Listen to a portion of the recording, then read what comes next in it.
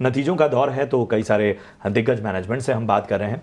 तो दूसरी तिमाही में रेल टेल के आय में 51% की बढ़ोतरी रही तो मुनाफे में 50% का उछाल आया। हालांकि मार्जिन पर दबाव जरूर दिखा।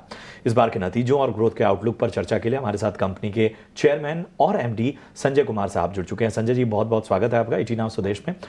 सबसे पहले आपके नेट प्रॉफिट ग्रोथ की ही बात करते हैं। जो फर्स्ट हाफ की हम बात करें तो वो 14% रहा है, जबकि आपकी जो गाइडेंस है ईयर ऑन ईयर बेसिस पे FY25 के लिए वो 25 से 30% की है।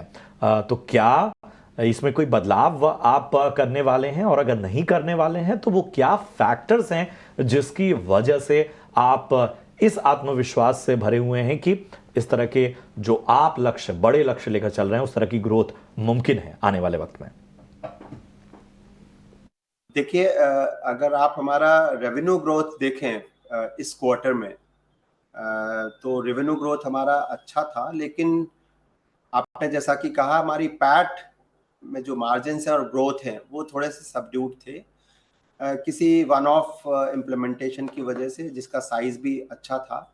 लेकिन अगर हम एब्सोल्यूट नंबर की ग्रोथ देखें पैट में, तो हम मानते हैं कि 20-25% की ग्रोथ एब्सोल्यूट पैट नंबर्स में आनी चाहिए। मार्जिन्स की बात करें तो मार्जिन्स पे थोड़ा सा प्रेशर है, और हम लोग 9% may be minus delta, but close to 9% will continue to maintain. हम लोग हमें उम्मीद है कि ओवरऑल पूरे साल की अगर हम परफॉर्मेंस देखें तो हमें ऐसी कोई उसमें हमें भय नहीं है, कोई डर नहीं है। बिल्कुल संजय जी। तो अगला सवाल हमारा थोड़ा ऑर्डर बुक रिलेटेड है, क्योंकि हम देख रहे हैं कि क्वार्टर 2 में ही अगर बात करें तो ऑर्डर बुक की साइज़ आपकी कुछ 5,250 करोड़ की नज़र आ रही है। तो क्या आप बता सकते हैं कि फर्स्ट हाफ में टोटल ऑर्डर बुक लगभग कितनी रही है? साथ ही साथ आने वाले क्वार्टर में, इनफैक्ट ये फाइनेंशियल ईयर में कितना ऑर्डर आप एक्सपेक्ट कर रहे हैं? देखिए, अभी तक हम लोग ने रफली 1300 प्लस नंबर्स, 1300 करोड़ प्लस के नंबर्स अभी तक हमको मिले हैं नए ऑर्डर्स के तौर पे, और हम मानते हैं कि ये मोमेंटम हमारा जारी रहेगा, और इससे बेहतर सेकंड हाफ में हमारी परफॉर्मेंस होनी चाहिए। तो 2500 से 3,000 करोड़ तक की टोटल नए ऑर्डर्स हमें आने की उम्मीद है, अगर हम पूरे फाइनेंशियल ईयर की बात करते हैं तो। ठीक है, तो ये है फिलहाल नज़रिया ख़ासतौर पे कारोबार को लेकर और ऑर्डर बुक को लेकर। लेकिन एक चीज़ और सर मैं समझना चाहता हूँ, ख़ासतौर पे निगाहें जो हैं वो कवच ऑर्डर पर टिकी हुई हैं। तो ज़रा उसके बारे में अपडेट दीजिए, और कब जो है इन ऑर्डर्स की शुरुआत हो जाएगी? देखिए, कवच के टेंडर्स आने शुरू हो गए हैं, और पहला एक टेंडर हो चुका है जिसमें हमने कुछ एप्रीहेंशंस की वजह से रिस्क नहीं लिया था और हमने उस टेंडर में पार्टिसिपेट नहीं किया था। लेकिन अभी एक अगले हफ्ते भी एक टेंडर होने वाला है, और उसमें हम लोग बिड कर रहे हैं, और हमारे पार्टनर के साथ जो थोड़े बहुत गलतफहमियां हमको थी कि उनका प्रोडक्ट तैयार हो पाएगा या नहीं हो पाएगा, उस पर हमने एक पूरा फुल रिव्यू किया है, और अभी हमें विश्वास है कि हम इसीलिए हम उनके साथ ही जा रहे हैं। और जहाँ तक ऑर्डर आने की बात है तो मे बी अगले क्वार्टर में ऑर्डर्स आने शुरू होने चाहिए। इस साल करीब 1000 प्लस करोड़ के नए टेंडर्स कवच में अभी जो ड्यू हैं, वो इस फाइनेंशियल ईयर में अगर हम बात करते हैं तो हैं। तो इस वर्ष में भी कुछ टेंडर्स अगले साल फाइनल होंगे, लेकिन हम लोग करीब 20% के आसपास की उम्मीद टोटल जो ये ऑर्डर टेंडर्स हैं उनमें से उम्मीद करते हैं कि रेलटेल को मिलने चाहिए। बिल्कुल संजय। तो एक आखिरी सवाल डेटा सेंटर बिजनेस रिलेटेड है। तो हम ये जानना चाहते हैं, क्या ये बिजनेस से सेगमेंट से कंट्रीब्यूशन आना शुरू हुआ है रेवेन्यू के लिए? साथ ही साथ क्या ये सेगमेंट प्रॉफिटेबल है? अगर नहीं तो कब तक इसे प्रॉफिटेबल होता हुआ देख सकते हैं? डेटा सेंटर का बिजनेस शुरू से ही प्रॉफिटेबल है, और अभी अगर आप देखेंगे तो हमारी जो H1 की जो हमारी नंबर्स हैं पिछले साल के मुकाबले बहुत अच्छे हैं। करीब 50 करोड़ की रेवेन्यू हमारी डेटा सेंटर बिजनेस से हमारे फर्स्ट हाफ में आई है, और एज डेटा सेंटर्स की अगर हम बात करें तो उसमें कुछ समय लगने वाला है, क्योंकि उसमें अभी हमको इंफ्रास्ट्रक्चर भी तैयार करने हैं। तो अगले 1.5-2 सालों में एज डेटा सेंटर की मार्केट भी हमें क्लियरली दिखने लगेगी, और जो कि है, बट अभी डिमांड्स बहुत स्लो है। और हमें उम्मीद है कि अगले फाइनेंशियल ईयर में कुछ नंबर्स हमको एज डेटा सेंटर से दिखेंगे। डेटा सेंटर के बारे में, और जहाँ तक प्रॉफिटेबिलिटी की बात है, एग्जिस्टिंग डेटा सेंटर बिजनेस कोई चैलेंज नहीं है हमको। बिल्कुल, बहुत बहुत शुक्रिया संजय हमारे साथ जुड़ने के लिए और अपने कारोबार पर विस्तार से चर्चा करने के लिए भी। तो कुणाल जी, मैं आपके पास आना चाहूँगा।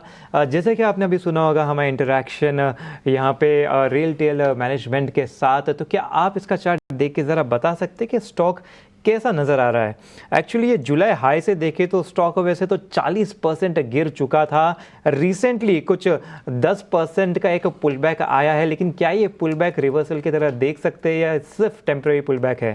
क्योंकि हम देख रहे हैं कि स्टॉक अपने 200 DMA के जस्ट नीचे ही घूमता हुआ नजर आ रहा है, वहां पर ही रेजिस्टेंस ले रहा है।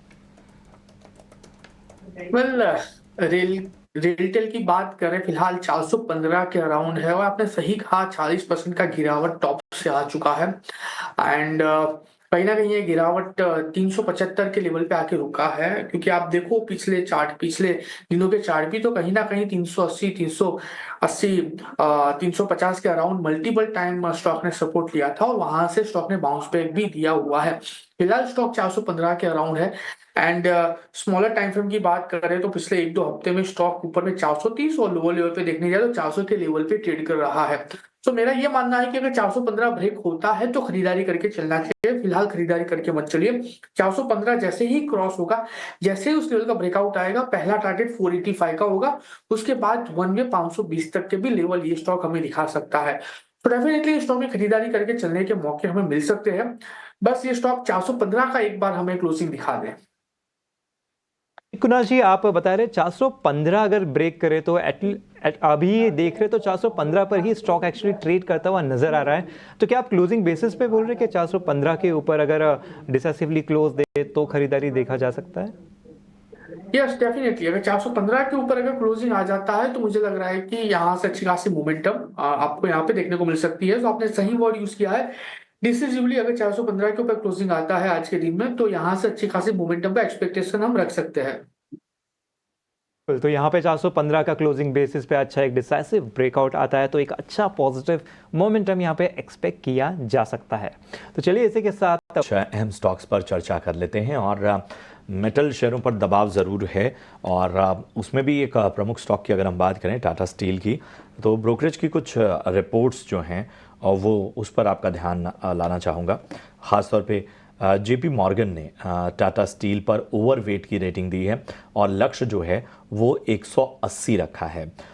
मॉर्गन स्टैनली ने जो अपनी रेटिंग रखी है वो इक्वल वेट रखी है और लक्ष्य सिर्फ 5 रुपये कम 175 रखा है। तो हालांकि हम देख रहे हैं कि प्रेशर जो है मेटल पॉकेट में साफ तौर पर नज़र आ रहा है।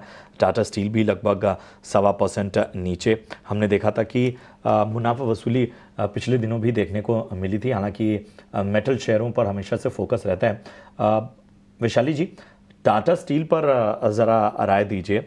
हमने कुछ ब्रोकरेज की अहम रिपोर्ट भी बताई जिसमें JP मॉर्गन ने साफ तौर पर कहा है कि कर्मचारी लागत घटने से एबिटा जो अनुमान है वो बेहतर होने वाला है, और मैनेजमेंट कमेंट्री जो है वो कर्ज घटाने को लेकर वो काफ़ी अहम, जिस पर निगाह टिकी रहेगी। इसके अलावा जो है मांग और स्प्रेड को लेकर कमेंट्री पर नज़र रहेगी। घरेलू और अन्य कारोबार अनुमान से बेहतर नज़र आए हैं। किस तरह की रणनीति आपको नज़र आती है टाटा स्टील में? ये तो करेक्टिव मूव आ चुका है और थोड़ा बाउंस भी आ रहा है, but I think what is important, एक क्लस्टर ऑफ मूविंग एवरेज का रेजिस्टेंस है जो यहाँ पे है 152 levels. So unless and until ये स्टॉक 155 158 के ऊपर ना सस्टेन करे, व्यू तो अभी भी साइडवेज टू करेक्टिव ही रहेगा। व्हाट इज इम्पोर्टेंट इज इसको सस्टेन करना है 155 टू 158 के लेवल्स पे। सो अगर एक बार ये हम देखते हैं तो फिर एक व्यू पॉजिटिव बन सकता है and it can be back on track for upside targets. तो फिलहाल मैं कहूंगी साइडवेज टू करेक्टिव व्यू है। ठीक है। इसके साथ ही कुणाल, मैं आपके पास आना चाहूँगा। फर्टिलाइज़र और केमिकल शेयरों पर ज़रा एक नज़रिया बताइए। हम देख रहे हैं कि